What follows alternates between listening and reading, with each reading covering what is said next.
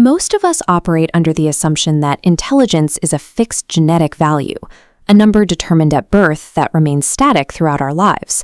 Yet the lives of history's most influential thinkers present a massive problem for that theory.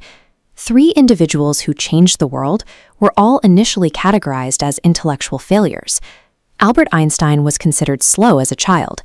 His own teachers believed he lacked the basic intelligence needed to keep up with his peers. Charles Darwin was a strictly average student who felt nothing but contempt for the rote memorization his school demanded. And Thomas Edison was expelled from his school after being officially labeled unteachable.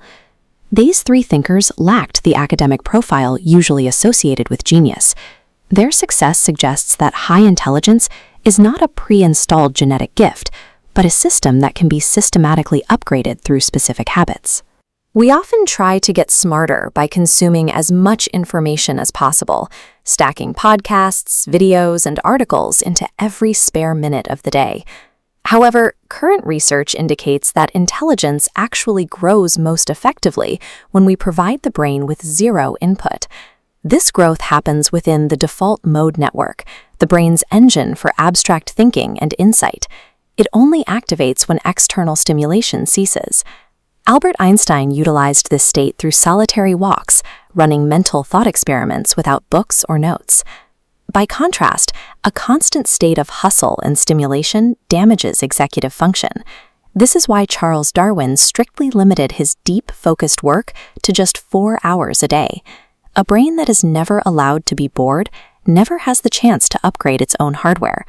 Prioritizing cognitive recovery is a requirement for building intelligence. In a world of instant answers, we tend to equate smart with fast. We rely on Google, AI, or experts to remove any obstacle in our thinking immediately, but delaying that help is often the very thing that makes us smarter. Psychologists call this productive struggle, the process where the brain strengthens itself by failing and retrying a task. This fMRI scan shows the result of that effort.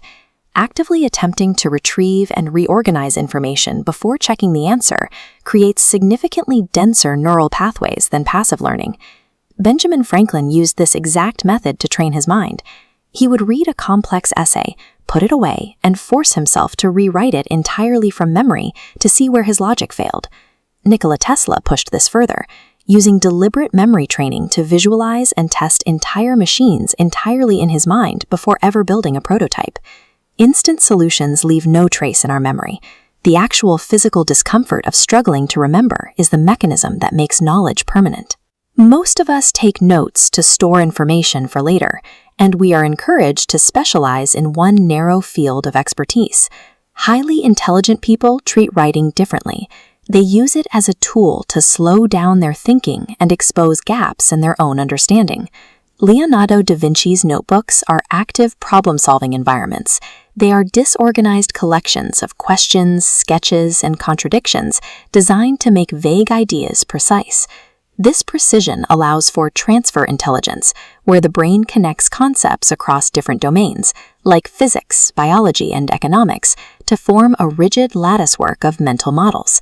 Investor Charlie Munger championed this cross-domain approach, following the example of historical polymaths who refuse to stay in a single lane.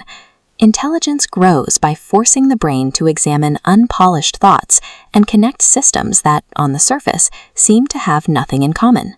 The defining characteristic of a developing mind is cognitive friction. The frustration you feel when walking without a phone or struggling with a difficult concept is the literal sensation of your brain reorganizing its neural pathways. Chasing rapid-fire information and instant brain hacks removes this biological friction, effectively preventing the brain from upgrading. Building a stronger mind requires systems that protect your cognitive energy, welcome boredom, and prioritize the struggle before seeking help. IQ is not a fixed trait. It is a capacity that grows only when you stop passively consuming and start forcing your brain to do the work.